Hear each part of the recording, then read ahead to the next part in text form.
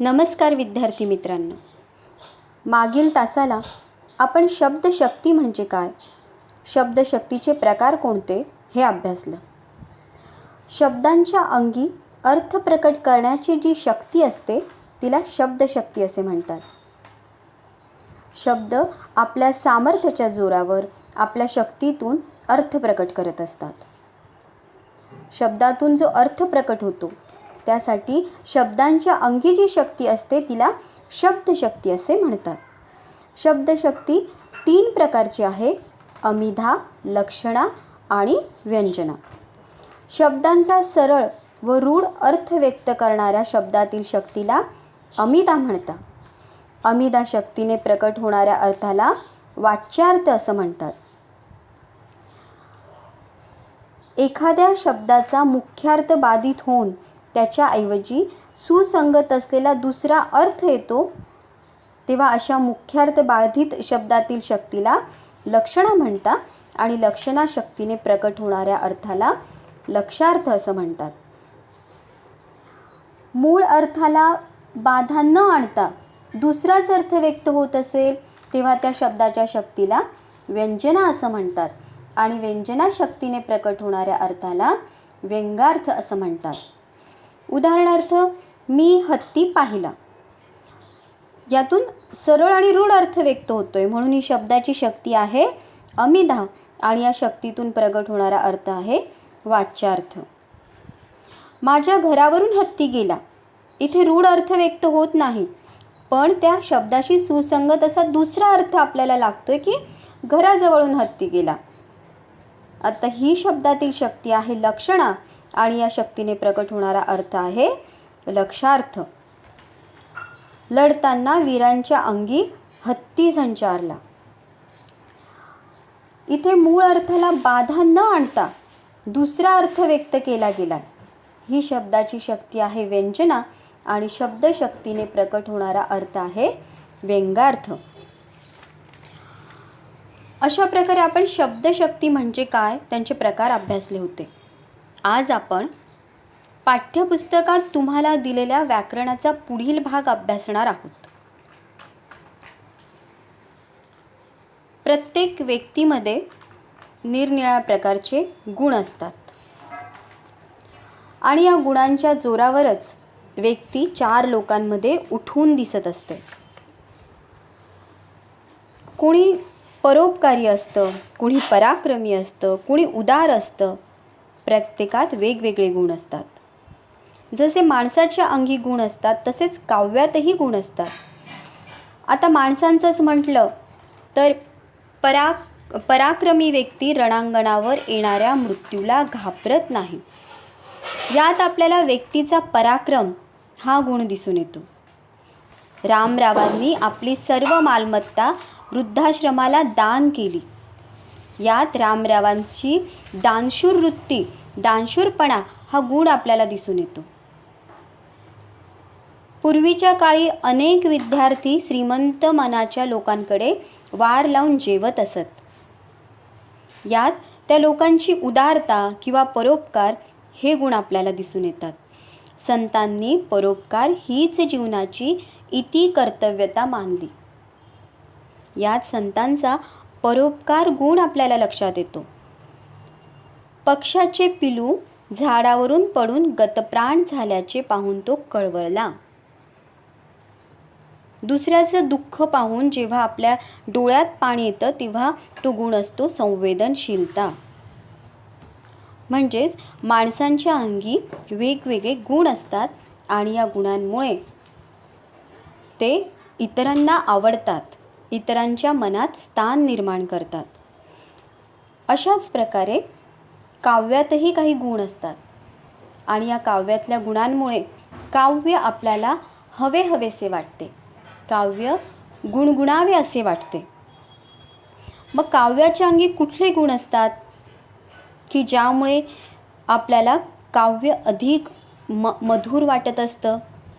तर काव्य गुणांमध्ये प्रसाद, माधुर्य आणि ओज हे 3 गुण महत्त्वाचे असतात.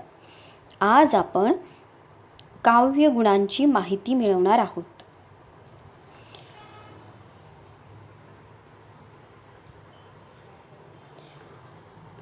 काव्य आपल्याला अधिक जवळचं वाटतं, कारण त्याच्यात मोठमोठे अवाजवी किंवा खूप अलंकारिक असे शब्द वापरलेले नसतात. तर काव्य हे सुंदर आणि आकर्षक असतं आणि या गुणांमुळे काव्याला सौंदर्य प्राप्त होत असते. काव्यातील रस आल्हाददायक असतात.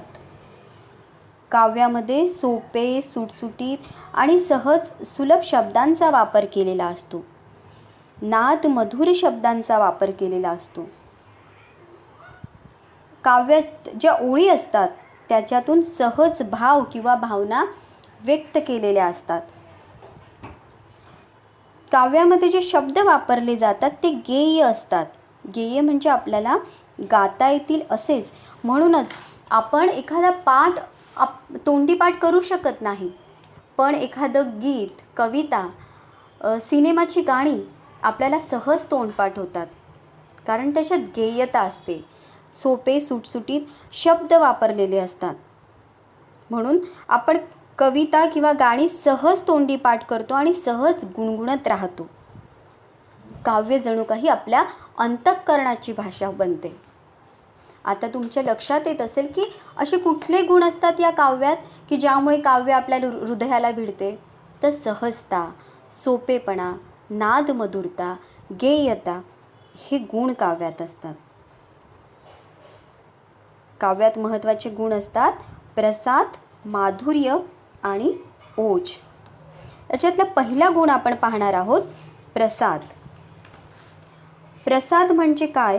तर प्रसाद म्हणजे सोपेपणा, सुलभता. काव्य ऐकल्यावर किंवा वाचल्यानंतर सहज अर्थबोध करून देणारा जो गुण असतो त्याला प्रसाद असं म्हणतात. आणि या गुणाने युक्त असलेल्या काव्याला प्रासादिक काव्य असे म्हणतात. पुन्हा एकदा सांगते, प्रसाद म्हणजे सोपेपणा, सुबोधता आणि अर्थ चटकन समजणारी काव्यरचना. काव्य ऐकल्यावर किंवा वाचल्यावर सहज अर्थबोध करून देणारा काव्यगुण म्हणजे प्रसाद. मग या प्रसाद गुणाची वैशिष्ट्य कुठली? तर हा काव्यगुण सर्व रसांनी पुष्ट असतो. सर्व रसांनी पुष्ट असतो म्हणजे काय? तर काव्यात आपण पाहतो की रस असतात. ज्याप्रमाणे आपल्या जेवणात आपण म्हणतो ना रस असतात आणि त्यामुळे आपल्याला ते अन्न चवदार लागतं, त्याचप्रमाणे भाषेत सुद्धा रस असतात, काव्यात रस असतात. हे 9 रस आहेत आणि या रसांमुळे काव्य किंवा साहित्य अधिक स्वादिष्ट किंवा आपल्या अंतःकरणाला भिडणारं असतं. हे 9 रस आहेत शृंगार, वीर, करुण, हास्य, रौद्र, भयानक, बीभत्स, अद्भुत आणि शांत. शांत रस म्हणजे परमेश्वराची भक्ती करण्यासाठी आपण जी गीत म्हणत असतो त्यात शांत रस असतो. घनश्याम सुंदरा श्रीधरा अरुणोदय झाला. किंवा ज्ञानेश्वर माऊलींनी लिहिलेलं पसायदान, आता विश्वात्मके देवे येणे वाग्यज्ञे तोषावे तोषोनी मज द्यावे पसायदान हे. आपलं मन ही गाणी भक्तिगीतं ऐकल्यावर शांत होतं, म्हणून याला शांत रस असं म्हणतात. गर्जा जय जयकार क्रांतीचा, गर्जा जय जयकार. किंवा जिंकू किंवा मरू भारतभूच्या शत्रू संगे युद्ध आमुचे सुरू. या ओळींमध्ये उत्साह आहे, पराक्रमाचा भाव आहे. या ओळींमधून वीर रस आपल्याला दिसतो. म्हणजेच काय? प्रसाद या काव्यगुणात सर्व रसांना पुष्टी देतो. म्हणजेच सर्व प्रकारचे रस या प्रसाद या गुणातून आपण पाहू शकतो. प्रसाद हा काव्यगुण उत्पन्न होण्यासाठी शब्द नित्य परिचयाचे व वाक्यरचना सरळ असावी लागते. प्रसाद म्हणजेच सोपेपणा. त्यामुळे या काव्यात जे शब्द वापरले जातात ते आपल्या परिचयाचे असतात. वाक्यरचना साधी आणि सरळ सोपी असते आणि त्याच्यातून आपल्याला अर्थ हा चटकन समजत असतो. अर्थबोध आपल्याला अगदी सहजपणे होत असतो. उदाहरणार्थ, हिरवे हिरवे गार गालीचे, हरित तृणांच्या मखमालीचे. पडवळा भोपळ्यांची आळी ठेविली भाजून. ही इंदिरा संतांची कविता. किंवा हिरवे हिरवे गालगालीचे, हरित तृणांच्या मखमालीचे ही बालकवींची कविता. ही प्रसाद या काव्यगुणाचेच उदाहरण आहे, कारण यांचा अर्थ समजायला सोपा आहे. रचना सहज आणि सोपी अशी आहे.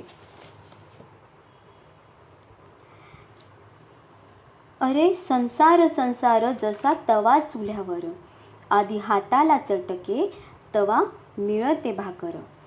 बहिणाबाईंची ही गाणी प्रसाद या काव्यगुणाचीच उदाहरणं आहेत.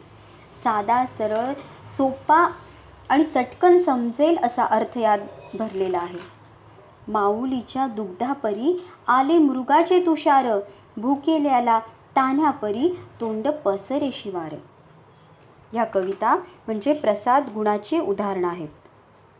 बालकवींची फुलराणी, औदुंबर, यशवंतांची आई, गदी माडगुळकरांच्या कविता हे प्रासादिक काव्याचेच नमुने आहेत. आता तुमच्या लक्षात आलं असेल की काव्यगुण म्हणजे काव्यात असलेले गुण. ज्या गुणांमुळे काव्याची शोभा वाढते त्या गुणांना काव्यगुण असं म्हणतात. जसं माणसाचे अंगी गुण असतात तसेच काव्याचे अंगी गुण आहेत. आणि या 3 महत्त्वाचे काव्यगुण प्रसाद, माधुर्य आणि ओज. प्रसाद म्हणजे सोपेपणा, चटकन अर्थ समजेल अशी रचना. आता आपण काव्यगुणाचा पुढचा प्रकार बघूया, माधुर्य. माधुर्य म्हणजेच काय तर गोडवा, मधुरता. काव्यात सोप्या शब्दांबरोबरच कोमल आणि मृदू वर्ण असतील तर असे शब्द ऐकायला सुखद वाटतात. मधुर नादामुळे ते गुणगुणावेसे वाटतात. आणि अशा अनुप्रासिक शब्दांच्या वापरामुळे काव्यात माधुर्य हा गुण येत असतो.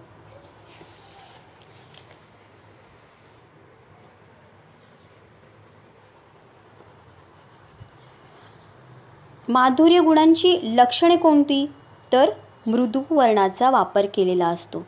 मग आता ही मृदू वर्ण म्हणजे कुठली वर्ण?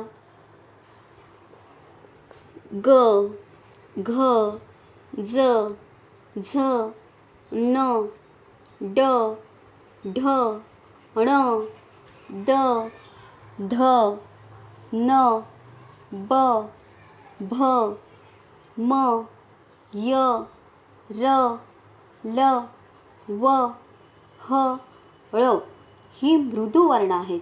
यांनाच नाद किंवा घोष वर्णसुद्धा म्हणत असतात. या मृदू वर्णांमुळे काव्यात मधुरता येत असते.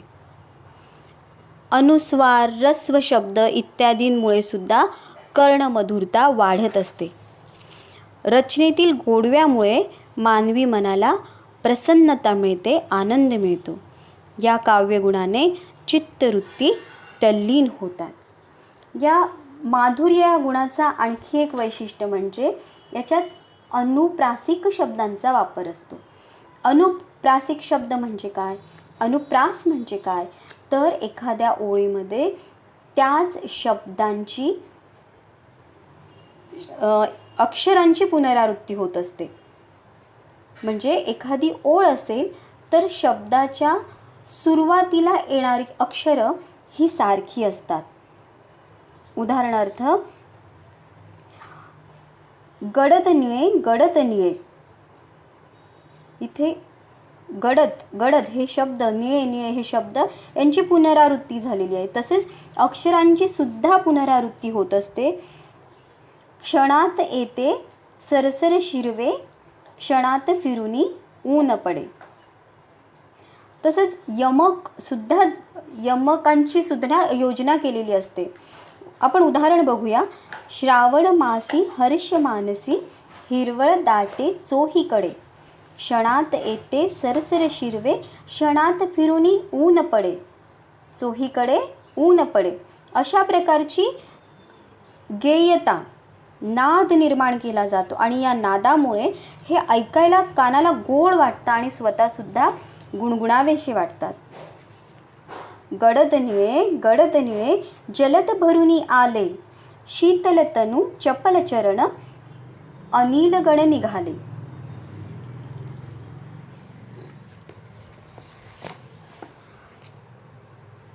घेई छंद मकरंद, प्रिय हा मिलिंद, मधुसेवनानंद, स्वच्छंद हा धुंद, मिटता कमलदल, होई बंदी भृंग, तरी सोडिना ध्यास, गुंजनात दंग.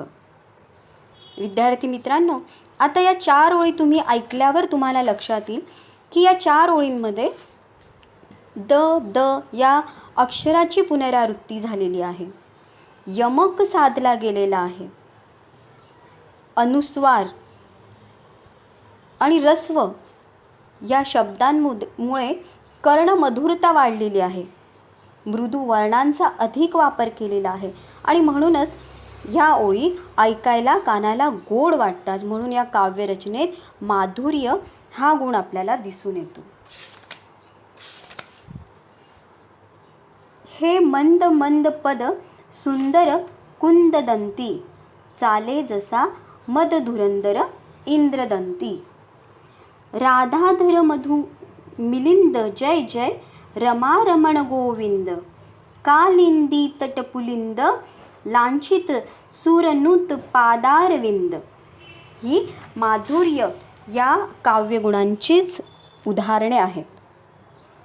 प्रसाद म्हणजे काव्यात सोपेपणा, माधुर्य म्हणजे सोपेपणाबरोबरच कोमल आणि मृदू वर्णांचा उपयोग आणि त्यामुळे त्या काव्यरचनेला येणारा गोडवा, नादमयता आणि म्हणून ती रचना गुणगुणावीसी वाटते. आता आपण तिसरा काव्यगुण अभ्यासणार आहोत आणि तो आहे ओज. ओज म्हणजे आवेश, जोरदारपणा. कठोर वर्ण, दीर्घ समास, संयुक्त व्यंजने यांचा अधिक वापर करून कवी रचनेत उत्साह आणि जोरदारपणा निर्माण करत असतो. अशा प्रकारची रचना वीर व रौद्र रसांना पोषक ठरते. ओज म्हणजे काय तर आवेश आणि उत्साह यात कठोर वर्णांचा वापर केला जातो. आपण मृदू वर्ण कुठली ती पाहिलीत. मग कठोर वर्ण कोणते आहेत तर क, ख, च, छ, ट, ठ, त, थ, प, फ, श, श, स ही कठोर वर्ण आहेत. यांनाच श्वास किंवा अघोष असं सुद्धा म्हणत असतात. कठोर वर्ण आणि संयुक्त व्यंजने यांचा अधिक वापर करून कवी रचनेमध्ये जोरदारपणा आणतो. काव्यातील या गुणामुळे अंगात वीरश्री संचारते. ज्या काव्यरचनेत वीर आणि रौद्र रस आढळतो तेथे ओज हा गुण असतो. खबरदार जर टाच मारुनी जाल पुढे, चिंधड्या उडवीन राई राई एवढ्या. ही ओज या काव्यगुणाची उदाहरणं आहेत. डमडमत डमरू ये, खणखणत शुल ये, शंख फुकीत ये, येई रुद्रा. अशा कठोर शब्दांचा ज्यात वापर केलेला असतो तिथे ओज हा काव्यगुण आपल्याला दिसून येतो. खडक काजळी घोटुनी तुमचे मनगट बाहू घडलेले, कडे कपारी मधील वणवे उरात तुमच्या दडलेले, काबुल कंदहार पथावर डंके तुमचे झडलेले. कुसुमाग्रजांच्या कवितेतील या ओळी आवेशपूर्ण आहेत, जोमदार आहेत, उत्साहाने भरलेल्या आहेत. इथे ओज हा काव्यगुण आपल्याला दिसून येतो. कडकडा फोड नभ, उडव उडू मक्षिका, खडबडवी दिग्गजा, तुडव रवी मालिका, मांड वादळ उधळगिरी जशी मूर्तिका, खवळवी चहूकडे या समुद्रा. हे सुद्धा ओज गुणाचेच उदाहरण आहे. प्रसाद म्हणजे वाक्यात सोपेपणा, सहज सुलभता, लगेच अर्थाचं आकलन होणे, याला म्हणतात काव्यातील प्रसाद हा गुण. माधुर्य म्हणजे सोपेपणाबरोबरच काव्यात कोमल मृदू शब्दांचा वापर, की ज्याच्यामुळे ते काव्य गुणगुणावेसे वाटते. काव्यात मधुरता येते, गोडवा येतो. आणि ओज म्हणजे आवेश आणि जोरदारपणा, की ज्यात कठोर वर्णांचा वापर केलेला असतो. आता तुमच्या लक्षात आलं असेल की प्रसाद, माधुर्य आणि ओज हे काव्यगुण आहेत. याच्या आधारित कृती आपण आता सोडवण्याचा प्रयत्न करूया. खालील तक्ता पूर्ण करा.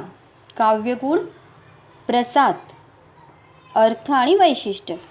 प्रसाद या काव्यगुणाचा अर्थ काय होतो? तर सरळ सोपी रचना, आणि त्याचं वैशिष्ट्य आहे अर्थसुलभ रचना. माधुर्य याचा अर्थ आहे काव्यात गोडवा, त्याचं वैशिष्ट्य गोडवा, नाद माधुर्य आणि गेयता. ओज या काव्यगुणाचा अर्थ होतो ओज म्हणजे भाषेतील आवेश, आणि त्याचं वैशिष्ट्य आहे वीरश्री, जोमदारपणा आणि रौद्र. खालील उदाहरणांमधील काव्यगुण ओळखा. खरा तो एकची धर्म, जगाला प्रेम अर्पावे. साने गुरुजींनी लिहिलेली ही प्रार्थना आहे. आणि यात कुठला काव्यगुण आहे? तर प्रसाद. अगदी साधी सोपी सरळ रचना आहे, आणि त्याचा अर्थही आपल्याला लगेच उलगडतो. म्हणून ही रचना म्हणजेच प्रसाद या काव्यगुणाचं उदाहरण आहे. आता उठवू सारे रान, आता पेटवू सारे रान, शेतकऱ्यांच्या राज्यासाठी लावू पणाला प्राण. यात कठीण शब्दांचा वापर केलेला आहे, कठीण वर्णांचा वापर केलेला आहे. म्हणून हे ओज या काव्यगुणाचे उदाहरण आहे.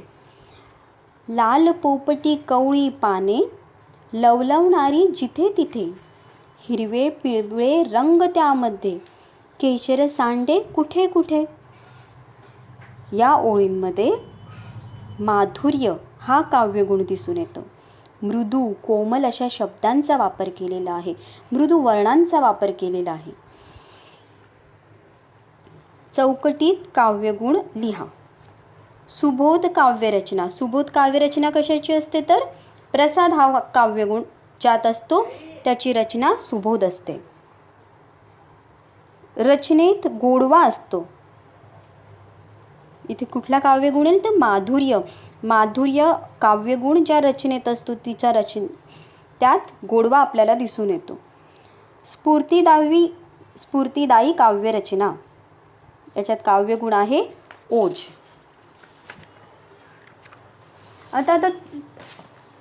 आता आपण तुमच्या पाठ्यपुस्तकात दिलेल्या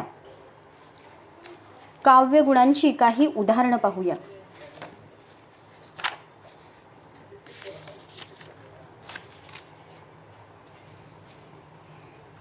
पटवळ भोपळ्यांची आळी ठेविली भाजून.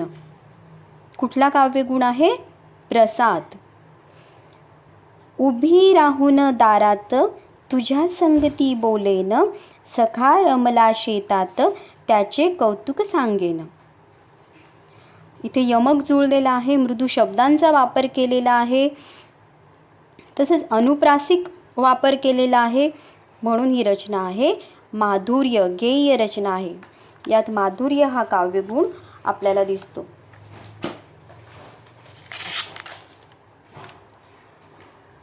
झाडांच्या मनात जाऊ या कवितेतून आपण काही ओळी पाहणार आहोत.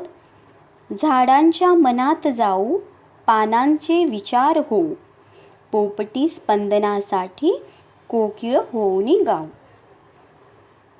यातील काव्यगुण आहे माधुर्य.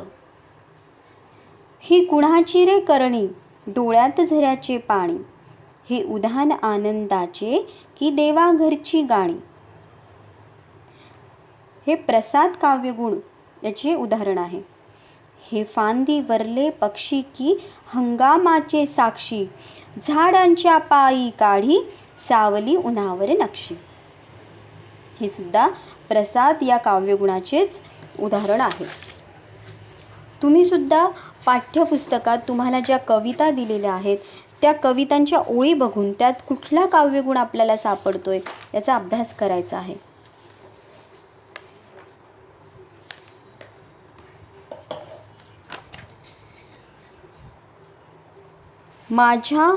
माझा मराठीची बोलू कौतुके, परी अमृतातेही पैजा जिंके, ऐसी अक्षरे रसिके मेळवीन.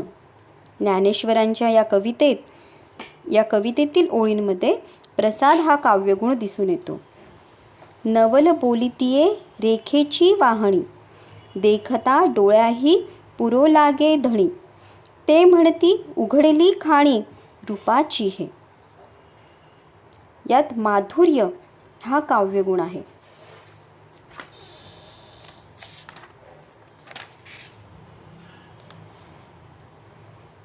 माझ्या निरुत्तर निखाऱ्यांना माऊलीने घ्यावे तसे पोटाशी घेतले.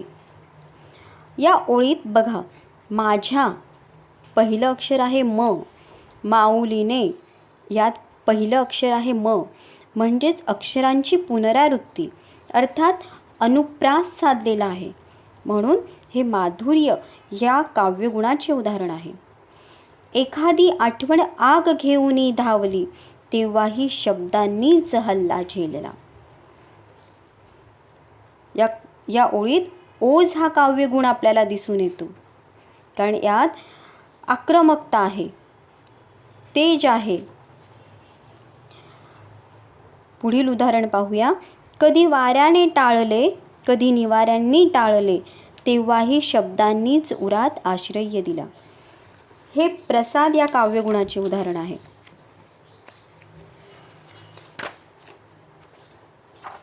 तुम्ही जेव्हा डोळसपणे कविता वाचाल त्यावेळेला प्रत्येक कवितेत, प्रत्येक ओळीत तुम्हाला कुठला ना कुठला काव्यगुण हा दिसून येईल. पैंजण या कवितेतील उदाहरणात आपण पाहूया. पायच होऊ देत आता, घट्ट मजबूत पोलादी, पुढल्या का होईना शतका आधी. यात ओज हा काव्यगुण दिसून येतो. अधनमधन का होईना तोरड्या टोचायच्या, साडीचे काठ फाटायचे, दोरे लोंबायचे, पण सारे दुर्लक्षून ती राजा राणीसारखी भिरभरायची. या ओळीत प्रसाद हा काव्यगुण आहे. विद्यार्थी मित्रांनो, आज आपण काव्यगुण म्हणजे काय आणि काव्याच्या अंगी कुठले गुण असतात हे अभ्यासले. प्रसाद म्हणजे सोपेपणा, माधुर्य म्हणजे सोपेपणाबरोबरच काव्यात असलेला गोडवा, गेयता, आणि ओज म्हणजे भाषेतील आवेश, उत्साह आणि जोमदारपणा. या काव्यगुणांचा आपण अभ्यास केला. पाठ्यपुस्तकात दिलेल्या कृतीसुद्धा आपण सोडवल्या, त्या तुम्ही तुमच्या वहीत लिहायच्या आहेत.